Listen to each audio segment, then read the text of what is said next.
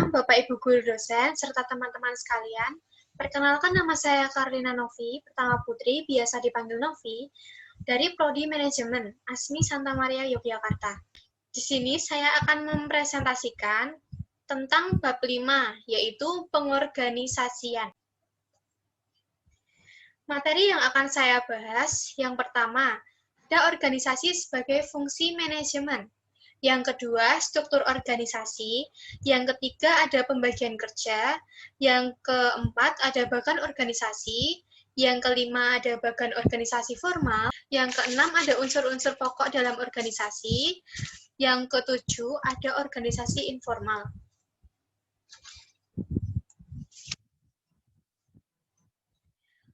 Di sini saya akan membahas tentang organisasi sebagai fungsi manajemen. Pengertian pengorganisasian merupakan proses penyusunan struktur organisasi yang sesuai dengan tujuan organisasi, sumber-sumber daya yang dimilikinya, dan lingkungan yang melingkupinya. Lalu ada fungsi manajemen. Yang pertama ada perencanaan. Perencanaan merupakan suatu proses menentukan hal-hal yang ingin dicapai atau tujuan di masa depan, serta menentukan berbagai tahapan yang diperlukan untuk mencapai tujuan tersebut. Perencanaan atau planning dapat juga didefinisikan sebagai suatu kegiatan yang terkoordinasi untuk mencapai tujuan tertentu dalam kurun waktu tertentu. Lalu yang kedua ada menyusun struktur organisasi. Struktur organisasi ini adalah sebuah susunan berbagai komponen atau unit kerja dalam sebuah organisasi. Kegunaan struktur organisasi ini dilihat dari kejelasan tanggung jawab, kejelasan dudukan, kejelasan jalur hubungan, dan kejelasan uraian tugas. Lalu cara membuat struktur organisasi adalah menentukan jabatan. Biasanya urutan dalam struktur organisasi adalah pelindung, penanggung jawab, dewan penasehat, ketua, bendahara, sekretaris, divisi-divisi atau bagian-bagian, dan yang terakhir anggota-anggotanya. Lalu yang ketiga ada menyusun personalia. Penyusunan personalia ini dapat diartikan sebagai suatu proses pengelolaan struktur organisasi melalui tahap seleksi, pemilihan, penilaian, dan pengembangan sumber daya manusia yang tepat dan efisien untuk mengisi jabatan dalam organisasi tersebut. Lalu yang keempat ada pelaksanaan atau adanya komunikasi. Pelaksanaan atau adanya komunikasi tersebut adalah suatu tindakan atau pelaksanaan dari sebuah rencana yang sudah disusun secara matang dan terperinci. Biasanya dilakukan setelah perencanaan tersebut sudah dianggap siap. Seperti aktivitas penyampaian informasi, baik itu pesan, ide, gagasan, dari satu pihak ke pihak yang lain, dilakukan secara langsung maupun tidak langsung. Lalu yang kelima ada pengendalian atau evaluasi. Pengendalian atau evaluasi ini membandingkan kinerja dengan hasil yang diinginkan dan memberikan umpan balik yang diperlukan bagi pihak manajemen untuk mengevaluasi hasil-hasil kerja yang diperoleh dan mengambil tindakan perbaikan bila diperlukan. Lalu yang selanjutnya ada proses pengorganisasian yang meliputi. Yang pertama ada perincian pekerjaan yang harus dilakukan. Yang kedua, pembagian beban pekerjaan total menjadi kegiatan yang secara logis dapat dikerjakan oleh satu orang. Yang ketiga, ada pengadaan dan pengembangan mekanisme untuk mengkoordinasi pekerjaan para anggota menjadi kesatuan, terpadu, dan harmonis.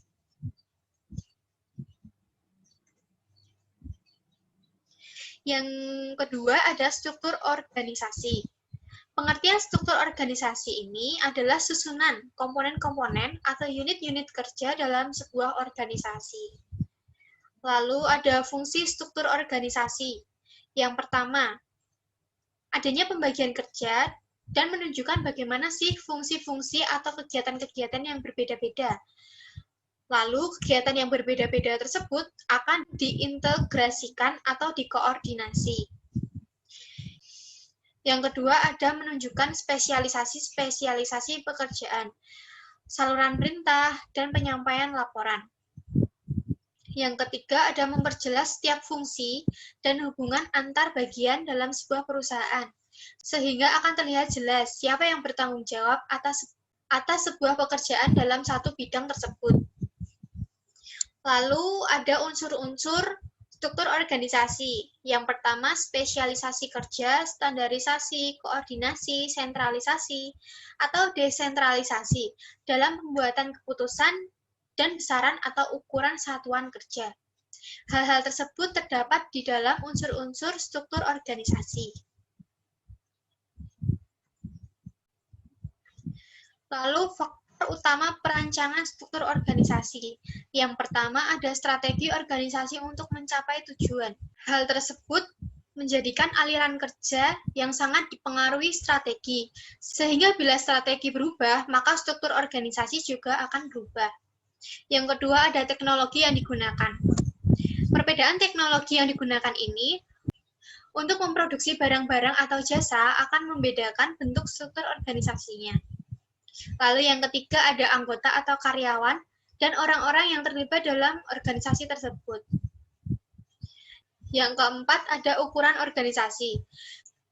Besarnya organisasi secara keseluruhan maupun satuan-satuan kerjanya akan sangat mempengaruhi struktur organisasinya. Lalu ada pembagian kerja. Pengertian dari pembagian kerja ini adalah pengelompokan kegiatan atau aktivitas serta tenaga kerja ke dalam bagian-bagian tertentu sesuai dengan kategori yang ditentukan.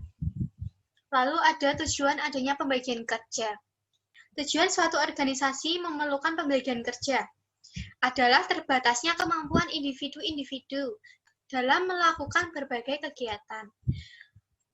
Jadi di dalam organisasi pastinya ada anggota lebih dari satu orang.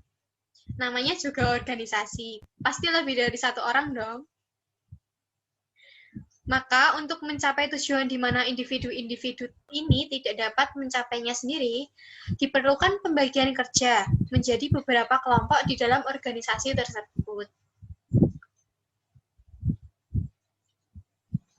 Selanjutnya ada bagian organisasi formal. Pengertian organisasi formal sebagai organisasi yang terdiri dari struktur yang jelas, dengan pembagian kerja yang jelas, serta adanya tujuan dan sasaran yang disusun dengan jelas. Yang tersusun dari struktur dengan bagan yang mendeskripsikan keterkaitannya, kerja antar unit, kekuasaan, wewenang, dan tanggung jawab antar elemen atau bagian-bagian di dalam organisasi tersebut. Lalu ada unsur di dalam organisasi formal. Yang pertama ada sistem yang saling terintegrasi dan terkoordinasi. Yang kedua adanya kelompok orang. Yang ketiga kerjasama dalam pencapaian tujuan dan sasaran organisasi.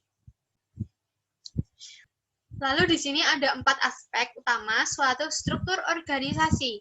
Yang pertama ada pembagian kerja. Setiap bagian menunjukkan individu atau satuan-satuan organisasi yang bertanggung jawab untuk kegiatan organisasi tertentu dan tingkat spesialisasinya yang digunakan. Yang kedua ada manajer dan bawahan atau rantai perintah. Rantai perintah menunjukkan hubungan wewenang tanggung jawab yang menghubungkan atasan dengan bawahannya. Dalam keseluruhan organisasi, aliran ini dimulai dari jenjang organisasi yang tertinggi sampai karyawan terendah di dalam organisasi tersebut. Yang ketiga ada tipe pekerjaan yang dilaksanakan. Label dan deskripsi pada tiap bagian menunjukkan pekerjaan organisasional atau bidang tanggung jawab yang berbeda. Yang keempat ada tingkatan manajemen. Suatu bagan tidak hanya menunjukkan manajer dan bawahannya saja, tetapi juga keseluruhan hierarki manajemennya. Dan ini adalah contoh struktur organisasi formal di dalam lingkup PT Pos Indonesia atau Persero.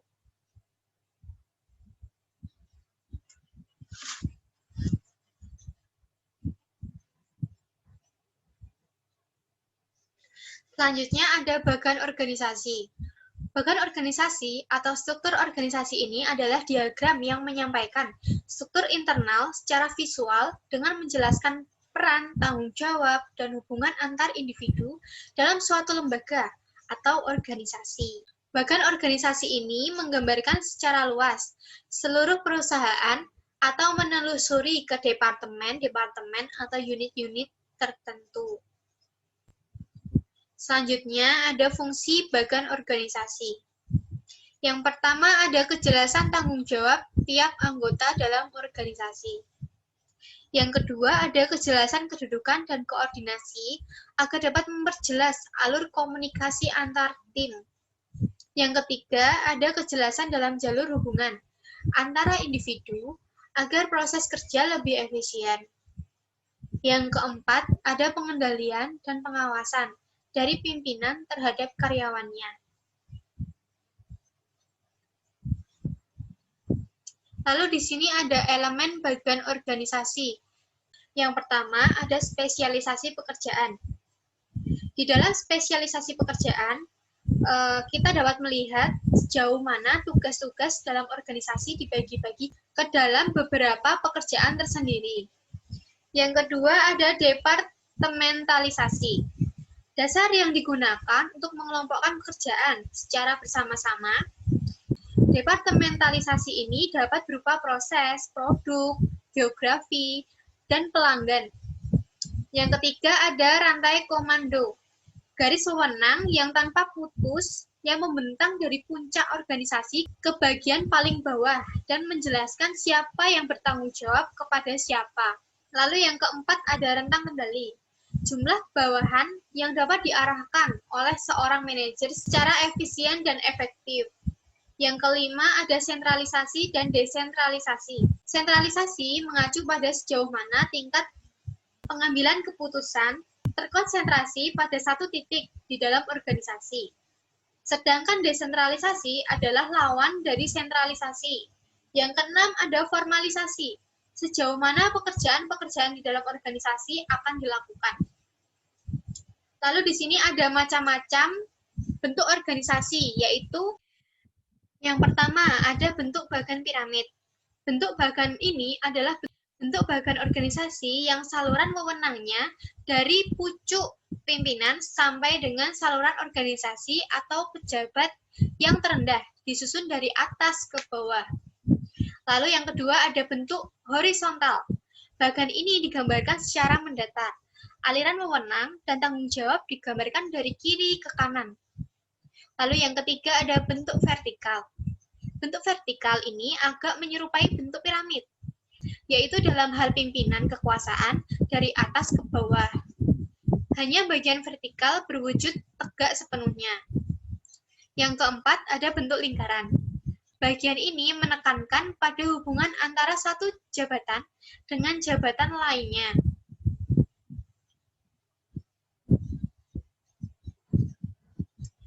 Lalu di sini ada unsur-unsur pokok dalam organisasi. Yang pertama ada pembagian kerja. Pembagian pekerjaan itu harus jelas, tidak serabutan. Kalau tidak ada pembagian kerja atau tugas yang jelas, tidak dapat dikatakan sudah ada organisasi. Lalu yang kedua ada manusia. Pembagian pekerjaan yang dimaksud di atas harus antara manusia. Pembagian pekerjaan di antara binatang atau mesin, umpamanya, bukan organisasi. Lalu yang ketiga ada koordinasi. Pekerjaan yang dibagi tersebut harus terkoordinasi dengan baik. Lalu yang terakhir, yang keempat, ada sasaran. Tidak kurang pentingnya ialah adanya sasaran atau tujuan bersama yang hendak dicapai. Sasaran atau tujuan bersama ini menjiwai organisasi tersebut. Lalu di sini ada organisasi informal.